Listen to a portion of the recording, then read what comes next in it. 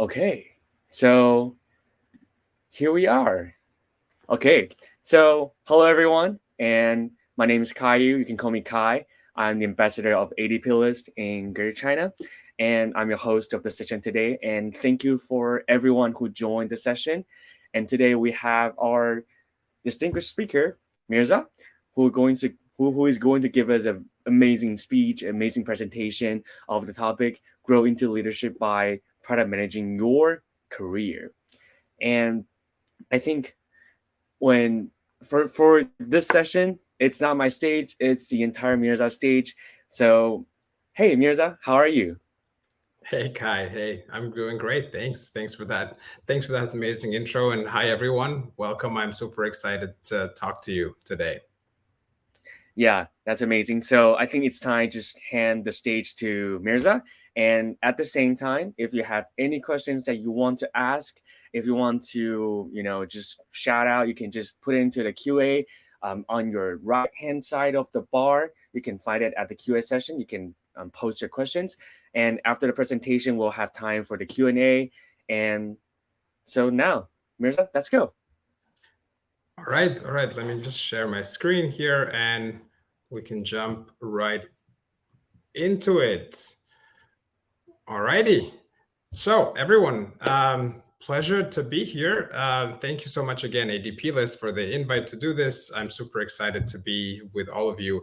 And what we're going to talk about today is how to grow into leadership by product managing your career. Before we, jump into that, let me just do a quick introduction of myself. My name is Mirza. I'm a product leader and mentor living and working in Berlin, Germany. My pronouns are they, them, and he, him, so whichever you prefer. In my day job, I'm a director of product at Dixa. Dixa is a B2B SaaS customer service platform that focuses, where I focus on automation and conversational AI products. So things like chatbots, as you can imagine, ChatGPT is super exciting and interesting for me in my day job currently. In my free time, I'm also the founder of Product Cuties, which is a community for LGBTQ plus folks in product. You can find out more about us at productcuties.com. And the author of You Are the Product, which is a newsletter for aspiring product leaders, where once a month I write tips and advice on how to move into leadership. You can learn more about me at my website at mirza.tech. All right, let's get right into it. What is product leadership to begin with? Now, there's let's say, a traditional version of thinking about product leadership that says that leadership is management. Leadership is about managing people. And in this world, becoming a leader meant that you become an individual, that as an individual contributor, you become a people manager and eventually, gain one or more direct reports. It also means in this mindset that you stop shipping product and you focus more on the process of shipping product that's followed by your reports. It might also mean that you coach and train your reports, especially if they're junior hires. Now, this meant that you were kind of always following a set script to become a product leader. A few traditional steps, which was, you work hard, you keep your head down, you try to move up the career ladder in one company, you try to make yourself the top performer and put in as many hours as you can. You show upwards loyalty, and you show loyalty to the boss, and you quote unquote dress for the job you want. Now, this may sound a bit archaic to some of you nowadays, but not that long ago, this was really the way to kind of move up. And in some places, still is the way to move up. This made a lot of sense before because, look, if we look at product management as a discipline, and honestly, product design and even engineering to a point, uh, there were simply fewer available jobs. The field was still maturing and developing. There were far fewer resources available online. When I was starting out in this world, not that long ago, there were much fewer resources available online. There weren't that many books available. Nowadays you have the Marty Kagans and Teresa Torreses. You have all these things that you can read. This just didn't exist back then. We also had a very different mindset about jobs and work-life balance. People worked a lot. I'm myself included, maybe too much, probably too much. And it was common to stay in a single company for a long time. Now, things have changed in the meantime. If you do a cursory search on LinkedIn for the role product manager, you get around 2.5 million results worldwide. I looked at job openings. I'm based in Germany. Just job openings in Germany, there's around nearly 30,000 or 29,000 available product management positions just in Germany. So the discipline has become highly coveted. And there's a lot of jobs out there. There's also a lot more product managers out there. So this has meant that the discipline has slowly matured and developed and grown. People like me and others out there are also writing about product management, talking about product management. Here we are at a conference that's talking about product and design and all these things. So there's now an abundance of resources, thought leadership, content that's available both online and offline. And it's a well-paid gig. Compensation varies globally. I think, in the US and North America, people earn around 20 to 30% more base pay for the same role than they do, for example, in Germany or in parts of Europe. But generally speaking, compared to other industries, other jobs, it's a well-paid gig. We've also, as mentioned, how we've matured a little bit. We've developed a career ladder. So the progression to leadership used to only be from an individual contributor role onto the management role. Now we've developed 2 tracks. Similarly to engineering, we have an IC track, we have a management track, and we've, I think, crystallized more of a career ladder, even introducing hybrid roles like group product manager, which kind of sometimes mix a bit of the individual contributor work and management. Some people call this a player coach role. Now, this comes with one small disclaimer. I sit in Europe, so there's a lot of, let's say, variety in how we title, how we use, how we call PMs. There's still a lot of confusion about product owners and product managers and what fits where. But let's say, generally speaking, best practices in some of the, best product companies out there, this is more or less what the career ladder looks like. And I think this drives home the point. Unlike what I said at the beginning, moving into product leadership meant going from an individual contributor into a manager role. We've now seen that leadership and management are not one and the same. Because a IC leader can very much be a product leader in their context. It can mean lead in a domain or leading across domains. So managing people is not necessarily the same as leadership. And with that in mind, I think the question then for all of us to ask ourselves is, what kind of a leader do I want to be? Do I want to be the IC leader? Do I want to be the management leader? Do I want to be something in between? Well, if we look at the individual contributor track, now this is typically, starting with perhaps an associate PM role or a junior PM role. Again, titles do vary. Moving all the way into senior product manager, and sometimes, if you really stay on the IC track, into a principal PM or a staff PM role. Again, lots of title variation. Sometimes this comes with levels. You can be an L1, L2, etc., especially in big tech. But there are some benefits to the IC track. So first and foremost, there's no people management, but you are sort of always developed organically into a mentor, and it does imply leadership, right? It means that you're working sometimes with multiple teams and multiple domains, and even becoming a semi-permanent member of a certain team, focusing on areas that cut across domains. It's a very exciting role. It means you're always solving complex problems, and kind of doing a lot of hands-on work. Can mean a lot of multitasking, but it really presents an enormous learning opportunity. I think a lot of IC product managers also tend to specialize in a certain area or a certain domain, but in general, I would say it's a leadership training camp. It really exposes you to a lot of variety, and you'll learn a lot in a very short amount of time. Not everything is, rosy and peachy, of course, with any role, as with any other role. Dynamic jobs means you'll have a very dynamic work schedule. Time management, again, I've mentioned it earlier, is super important. It can be a lot after a while. For some IC folks, it may be difficult or harder to switch to the management track later on if they so choose, as it may be a little bit difficult to, become less operational, delegate responsibility. So the transition can be harder. And it can have a comp ceiling unless you move to big tech. Depends obviously on where you work. You can always, of course, job hop. I mentioned those proven benefits, right?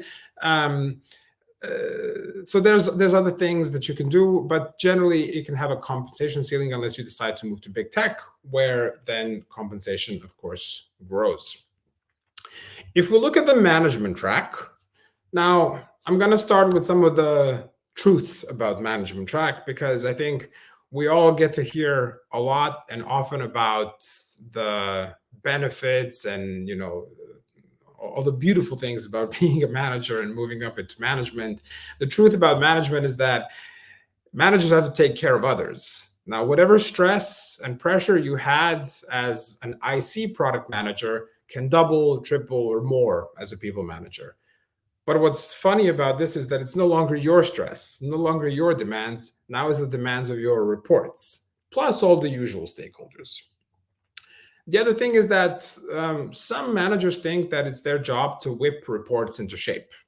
Because truth be told, a lot of managers were once top performers and they were promoted into managerial roles because they were good performers.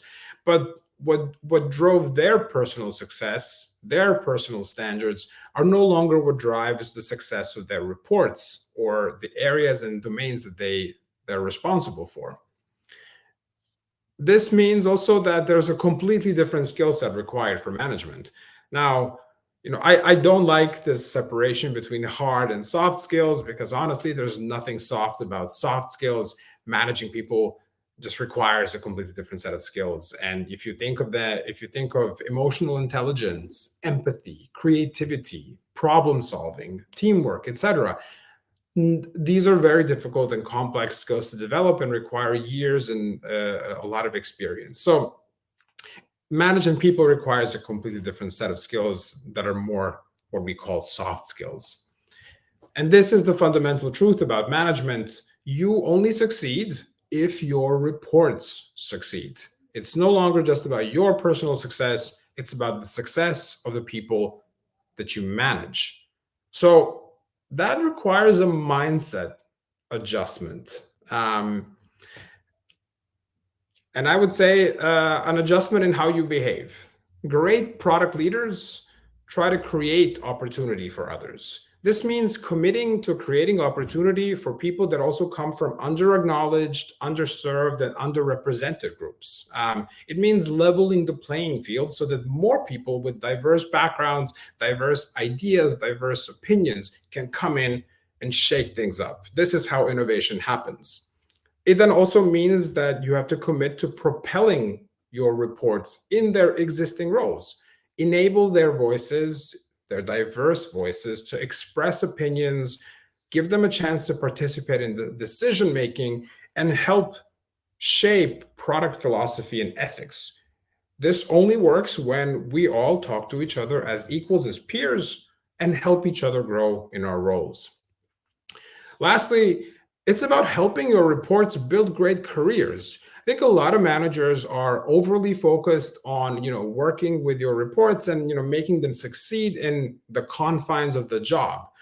But great product leaders, great managers help reports build great careers beyond the boundaries of the job in which you met. This means that you help them grow beyond you and your needs.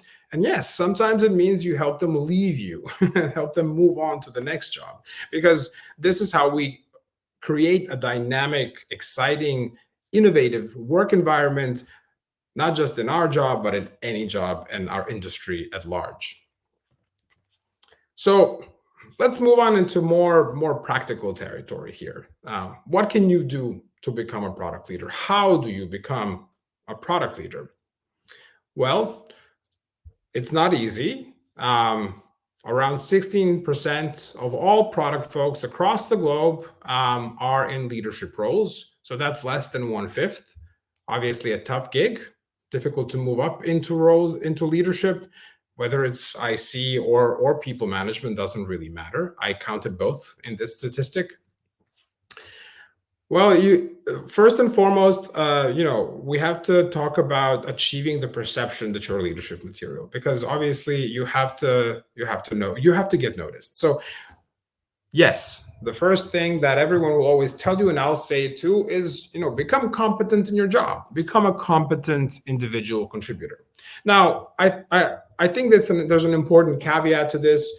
It won't get everyone promoted. The truth is, the world is just not equally kind to everyone, and not everyone has the same starting point. But becoming a competent professional who knows your chops is the first step into leadership. The other thing is that it's not just enough to become competent. You have to demonstrate and show evidence that you are competent and that you succeed. That means you have to try to communicate regularly in different formats to demonstrate you've achieved outcomes. And now, product managers out there, don't ignore outputs. Yes, outcomes over outputs. We talk about this a lot in the industry, but that doesn't mean we ignore outputs. Don't forget to tell the rest of the company that you've shipped something. That feature you've shipped is just as important as what it achieves and what success it brings. So fundamentally, show evidence of your successes.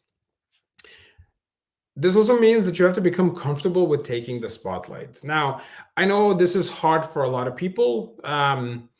We are all different. We're extroverts, introverts, ambiverts. We are neurodivergent. We're all these different things, and it's not as easy for everyone, or it doesn't. Not everyone can do this in the same way. So this does require creating environments that allows everyone to shine and allows everyone to express themselves in the best possible way. But the truth is, if you're a talented PM and you don't give yourself the credit you deserve, you can be very hard to spot in a crowd, and you might not be seen as a leader. So in a sense, you need to learn to enjoy the limelight. This is not about show business. This is just business. But it's part of the role. And this can, again, come in many different ways, in many different formats, but make sure you give yourself the credit you deserve. Now, showing yourself visible obviously means showing yourself visible not just to your peers, but also to your leadership and your management team. Leaders have to become, let's say, partners and advisors to their leadership team. So try to make yourself visible and build executive relationships, voice your opinion, establish yourself as a pragmatic problem solver, unafraid to challenge ideas, and provide solutions and provide alternatives. So let's revisit that script now that we've talked about all of this. The previous script: working hard, keeping your head down, dressing for the job you wanted, etc., etc. Today, you have to work hard, but you also have to stand out from the crowd. There's different ways in which you can do that, obviously. We talked about staying in one company for a long time. Job hopping today, or let me rephrase, today, most people don't stay in a company for more than two to 3, 4 years, if even. This has now become a very normal, very regular thing. And we know that job hopping has proven benefits today, because you learn how to adapt to change. You become more resilient to change. You are able to, you get a lot more experience by being exposed to a lot of different environments. Honestly, it's much easier to get a raise than switching jobs. I often say this, that sometimes the best way to get a raise is to quit and get another job. This is just the truth and how things work. So yeah, there's a lot of proven benefits to job hopping. The other thing is we're focused today more so on delivering outcomes by working smart. It's not about putting in 15-hour days and just like being a body in the room. Today it's about delivering success in the smartest way possible that is the most efficient and most productive for everyone involved. Because we live in a world where we're talking more and more and more about work-life balance, and we understand the benefits of maintaining a work-life balance. I think a lot of great leaders know this. A lot of great leaders out there have achieved work-life balance, and this has helped them become leaders. Because it's no longer just about surviving; it's about thriving. And we all want to thrive in the roles that we do and that we occupy, especially as leaders whose job on occasion is to inspire others. And then lastly, it's about building the brand you want to become rather than dressing for the job you wanted. Again, in some sense, they might mean the same thing, but let's say this is a more modern twist on the old phrase because we live in an online world. And there is such a thing as a personal brand or business persona, if you will, that we all build, that we all develop, that we all present. So the script has changed to focus on building the brand. Why? Well, because in this world, you are the product. And your brand, if you think of it, again, putting my product management hat on, your brand is a portfolio of products. Now, what are those products? Let's dig into that a little bit. So your brand consists of, let's start with your goals and aspirations. Now, this will sound familiar for those of you in product. I call it your career vision and your career mission. These are two, let's say, documents that you can fill out, that you can write for yourself. A career vision answers the questions, why do I want to become a product leader? What kind of product leader do I want to become? What are my career aspirations? How much do I want to earn? Essentially, what does your future career look like and how do you imagine it? The other part is your career mission. What's the plan to get you to where you want to go? And if you look back at your experience, how has that experience prepared you for a leadership role? Looking at this also helps you identify where those gaps are so that you can figure out what steps you need to take and what you need to learn perhaps and how you need to upskill in order to get to where you want to go. The other parts of your, let's say, personal brand is a set of practical communication tools that you throw out into the world. First is your resume. Now, this is the artifact you're probably judged for the most in job applications and interviews, etc.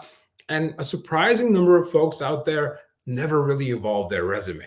I find it all too common that the resume is sitting on that metaphorical, I guess now virtual drive, shelf, whatever, collecting dust for as long as somebody's in a single job. They don't, people don't really look at it. The truth is, it should be an always evolving document. You should always be looking at it. Then there's your online presence, which includes everything from your LinkedIn profile to a personal website, your social media presence, whatever it is that you're doing to present yourself and show yourself online. And again, important disclaimer, there is such a thing as your private online presence and your professional online presence. So there's a difference between those two. I don't think employers should be digging into your personal social media, but some might, and you should be aware of that. There's always a way to make it private if you so choose. But in any case, it's about keeping it consistent. Lastly, community and network. Very important in a job context. The people you know, especially those who could recommend you or who could hire you. Now, I often advise people, we talked about that career vision. I think one way of thinking of your career and what you want to achieve is to write a personal press release. Now, look, I borrowed this concept from Amazon, who, as you know, famously use this technique for product development or product management, where sometimes we'll write a press release for this imaginary future product we're building and launching, and that describes, the product marketing side of things, the actual release and the launch of the product. Now, imagine you've landed the leadership job. Now sit down and write the press release announcing you're taking over this job. Describe yourself, describe your journey, what knowledge, experience, and skills you've gained. Describe why you were right for the job, why you were the right pick for the job. Write a quote about why you're joining the imaginary company. Quote yourself. Or write a CEO quote about why you were hired or promoted into the leadership role that's being announced. Now, I know this sounds silly to some people, and not everyone goes for this kind of thing, but the reason we do this in product management is because it helps us imagine a future, and it helps us deconstruct how to get to that future. If you imagine this as an end goal, this is the end result, what you're trying to achieve, it can help you work your way back and define the steps necessary to actually achieve this, if this is what you want. So it might sound fluffy, it might sound aspirational. In truth, it's very practical and helps you break down your journey and what you need to do to get there. The other thing was, we talked about your resume. Always keep evolving your resume.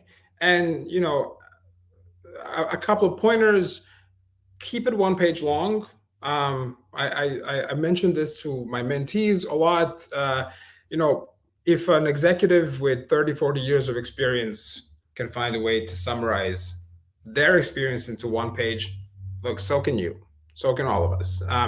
The reason we do this is to try to condense our experience into the most meaningful bits and bobs about us, so that we show the value we add to a position.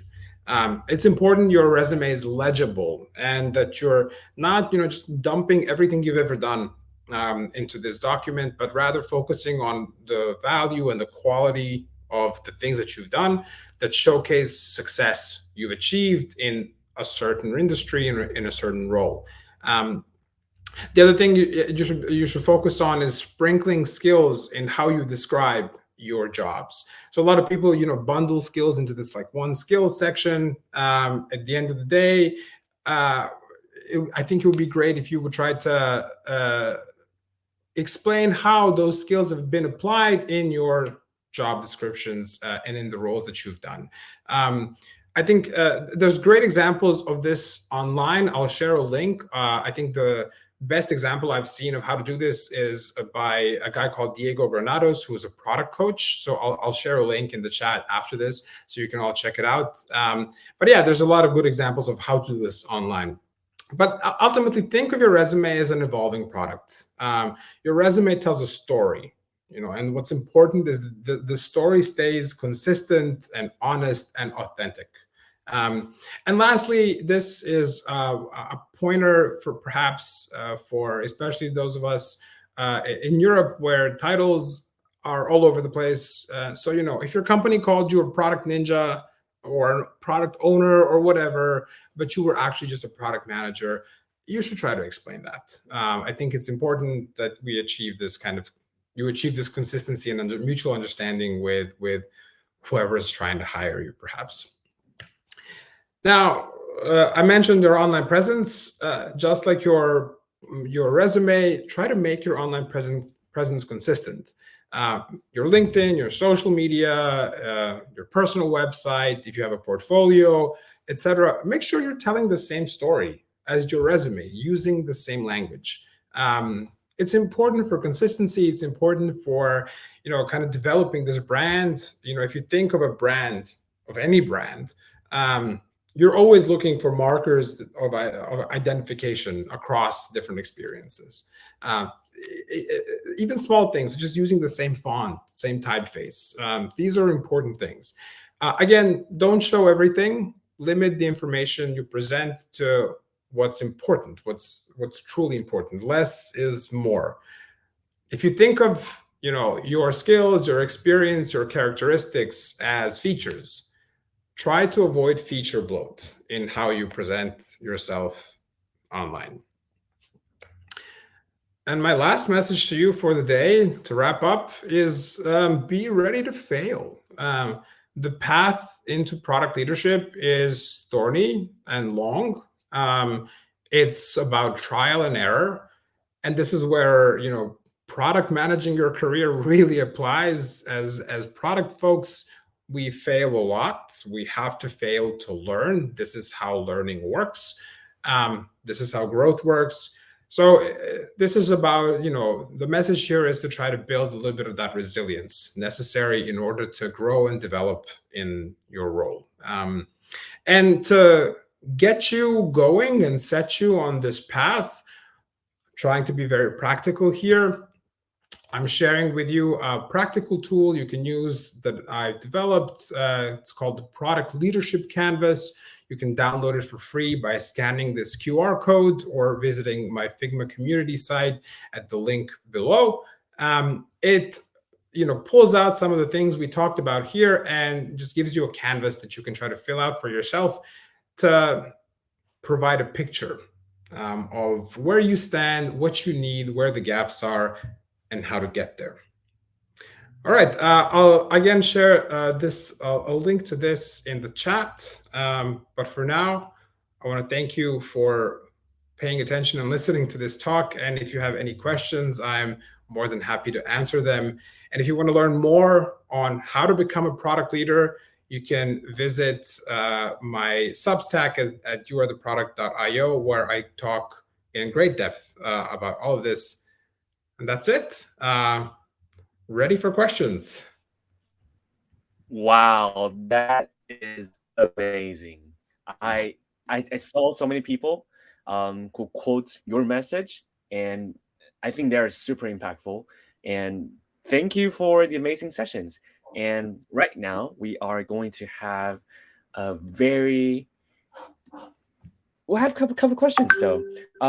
Mirza, mind if I show it on stage and you can answer them one by one? Sounds good.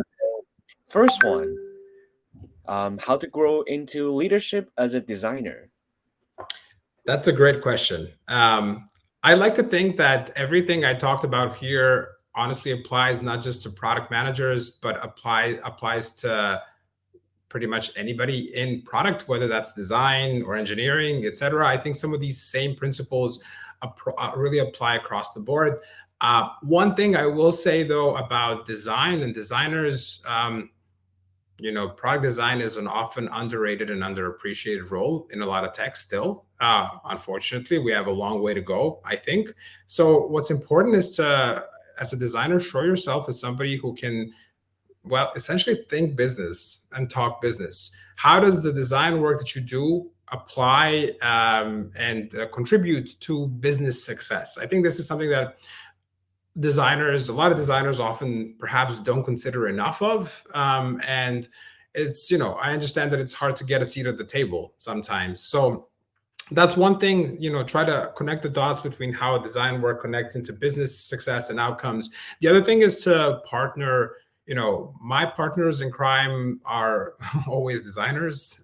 This is just how things work. So I suggest get yourself a partner in crime in product and engineering.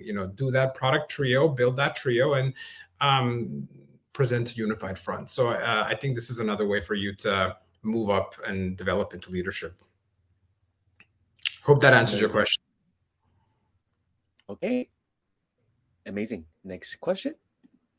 That will be, okay, how to overcome imposter syndrome as a designer? Ooh. Yeah, that's a tough one. I'm not a designer, but I have imposter syndrome. I've had it. I think all of us do. First of all, there's a lot of amazing resources on this online.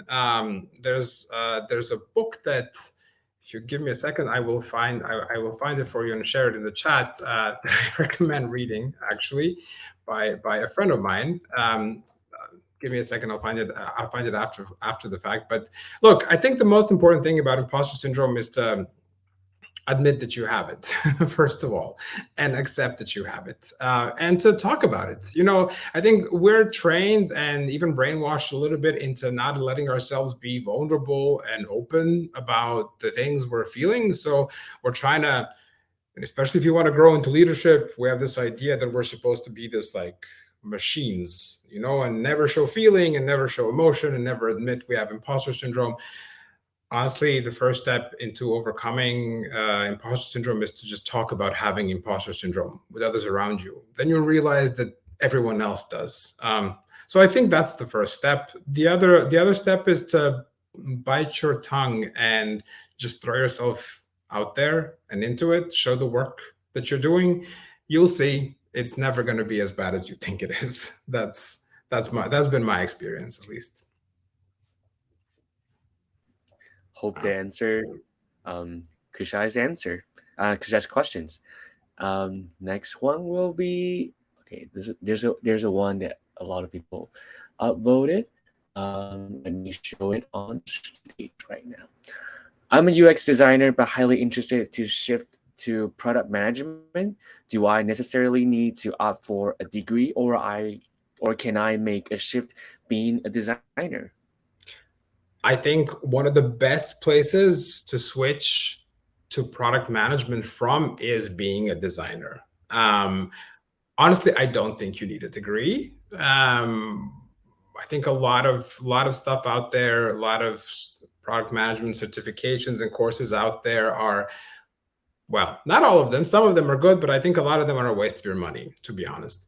You as a UX designer have already spent so much time working closely with product managers. The brunt, a lot of what product managers do is about defining vision, defining mission, moving, figuring out how to solve user problems. And this is what you as a UX designer already do.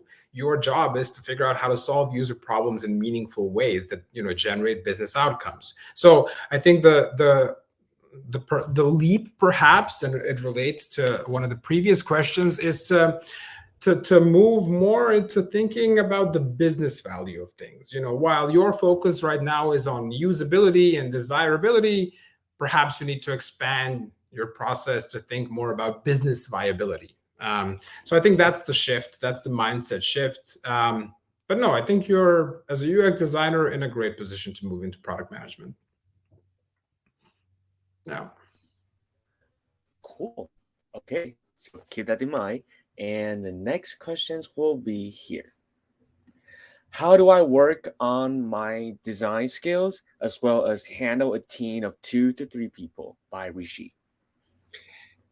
I think that is a really pertinent and important question right now, as our industry is going through a rough patch. So that means that a lot of us are doing more than the scope of our jobs. This really depends on what your goals are. So I mentioned on the product management side, there's a sort of position in the career ladder that I myself once was a group PM. It's sort of a player coach role where perhaps you're also building shipping product, or in your case, doing product design while also managing a team. Look, it's not easy. It requires, first of all, excellent time management. It requires delegating. It means that you have to give up some responsibility.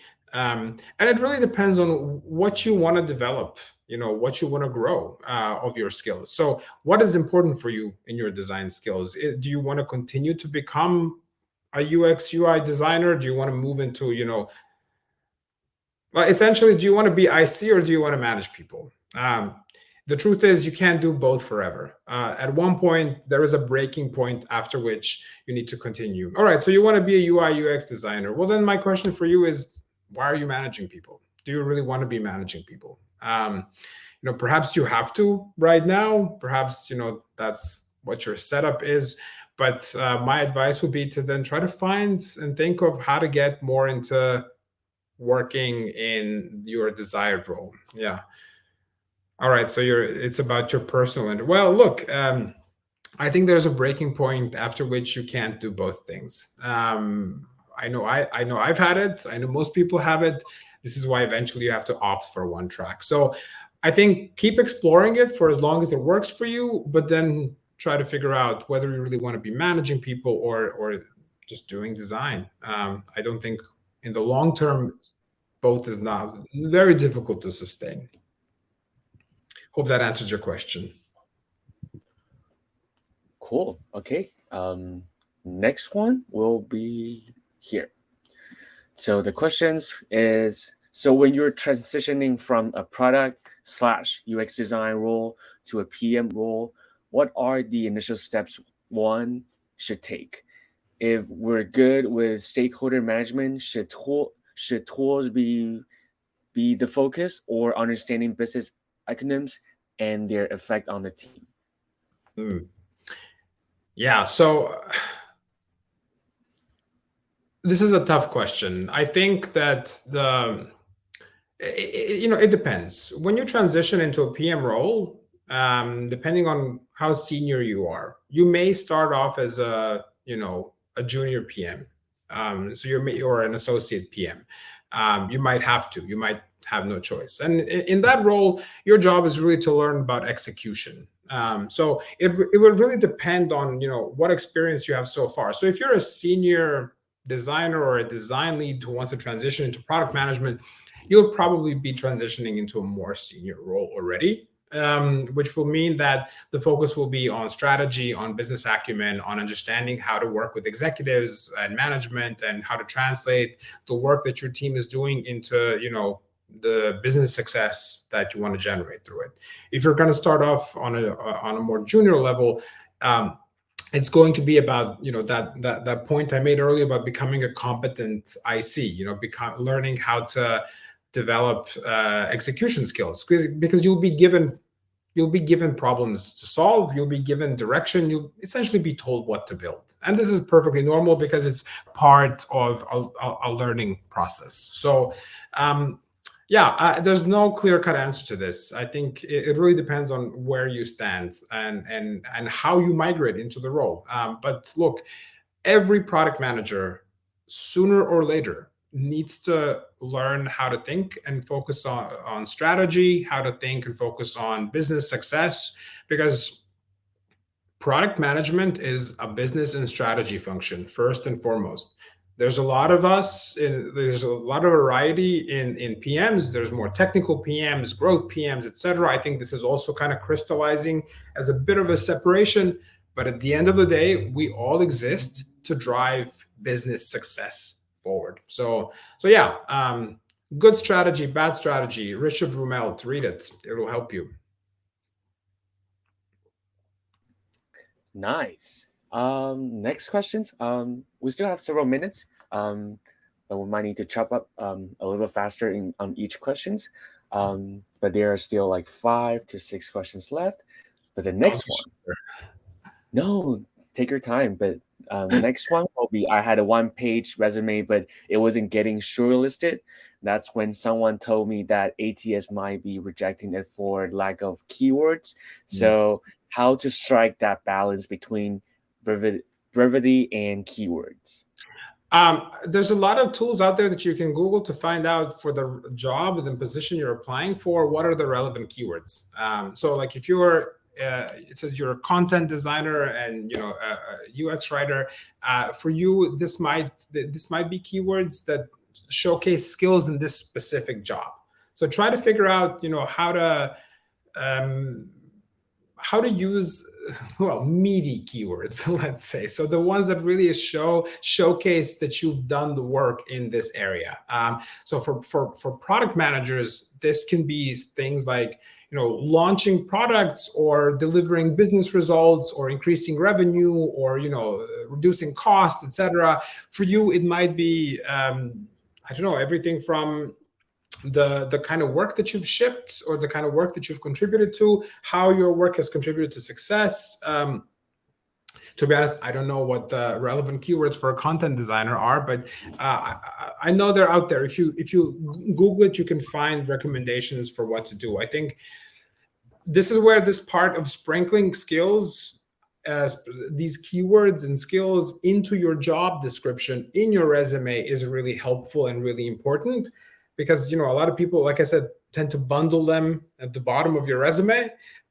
Try to use them and try to reference them in the text of your job descriptions. This is what helps, and it might help you also with the ATS systems that are automatically rejecting you.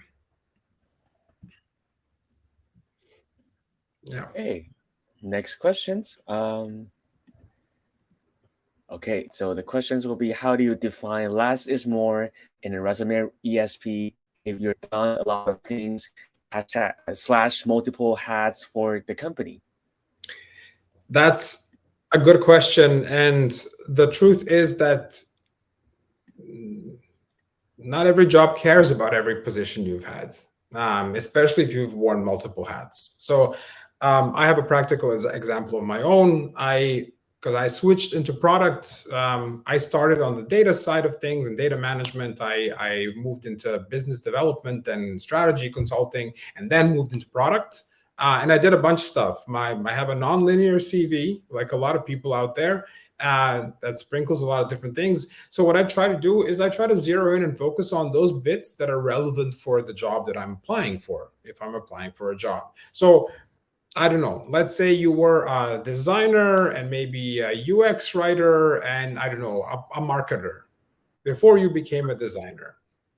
Is all of that really relevant for the job you're applying for? You can show how long you've stayed at a company, but it's not necessarily important or that relevant to show that you've done all of these things. With some jobs, it might help to show that you've done some of these things, because maybe that progress and that growth shows a breadth of experience that's relevant for the role you're applying for. Again, the point there is that it's a one-page resume because it shouldn't look the same for all the jobs you're applying for. You should adapt it to the job you're applying for, and that means cutting things out because they're just not relevant for that role.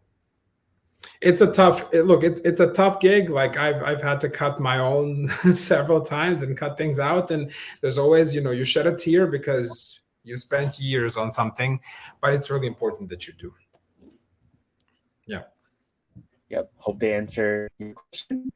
And the next one will be, we have three more questions two more. One is additional one is Mirza, could you share the book, the name of the book you just mentioned? I gave a link. I shared a link right now in the chat where they can. It's the book on imposter syndrome, and I saw somebody mention that my Figma QR code was broken. The link is not activated, so yes, yeah, you can share the link. I will share a link. Yes. So the question. Yeah, you can send the link to the chat room first. Yes, here. All right. I'm doing that right now. We can also read out the question in the meantime. I'll be pasting it. There we go. Okay, so yeah, thank you for sharing all the links and the book. So the next question will be: any reason why a lot of people within UX design industry are transitioning careers internally? Do the job responsibilities get autonomous in roles after a point? I mean, I don't really know that a lot of people in the UX design industry are transitioning careers internally. I'm a bit surprised to hear that. I wonder where you get that from. Most of the UX designers and product designers that I've worked with are pretty excited about their jobs. I think this is also a great time to be a designer. I think it's the best time to be a product designer and a UX designer. I think any job can get monotonous after a point. And I myself have transitioned. Like I said, I've been in multiple sides of tech in different functions until I landed in product, and product is diverse and exciting enough for me never to get bored.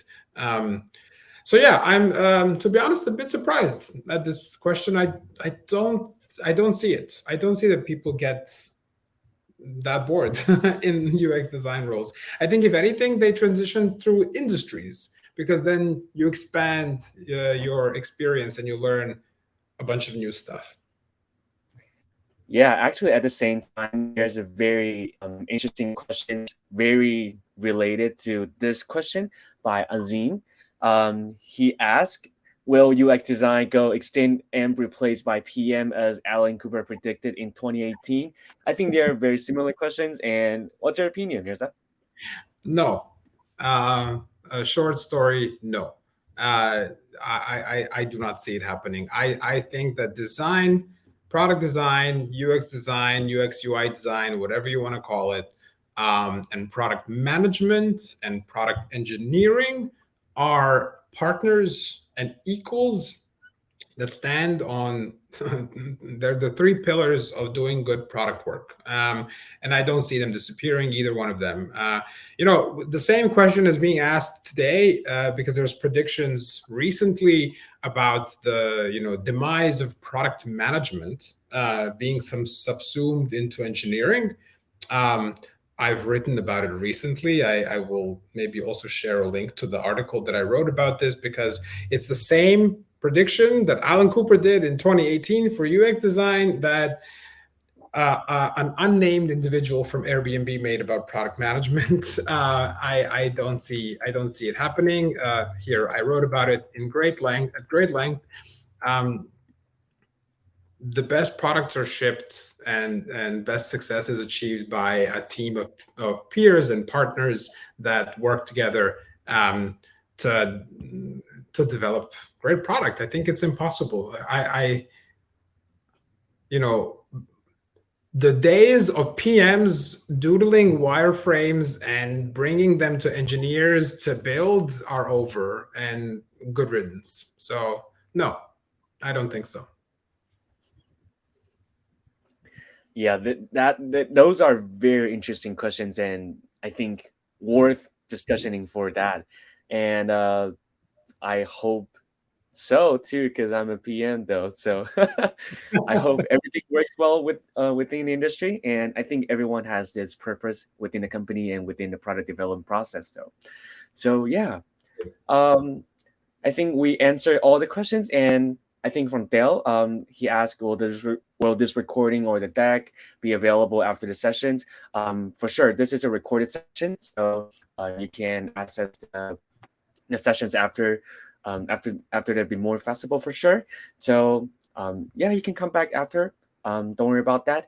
And Mirza our speaker also shared all the links that he is very inspired, and all the pieces of device that from him you can access at the chat room right now. So yeah, feel free to ask any questions or share thoughts in a chat room. But so far, I think it's almost the end of the session today. Is there any last word you want to share with us, Mirza? I think maybe one last bit, since I see a lot of questions about the disciplines disappearing or merging into each other and shifting. Look, I think we're definitely in a transitional moment in tech. Tech is readjusting. We're figuring ourselves out. But I think that the truth is we're just starting. We're just really getting started here. So don't worry, and keep thinking about what you can do to find your path, and keep dreaming about your future. I think that the career vision bit is really important. It helps. So good luck out there. Stay resilient, and be kind to each other. That's my goodbye message. Okay, thank you, Mirza. And I love that goodbye message. And you can share your appreciation and your big virtual applause to Mirza. And I think I'm going to wrap up for today's session. Again, thanks for the amazing talk and amazing presentations and all the inspiring speeches. The session of Mirza is going to end at this moment. And thank you for joining BeMore Festival again. Let's keep doing another session, and see you guys next time. Bye. Hi, everyone.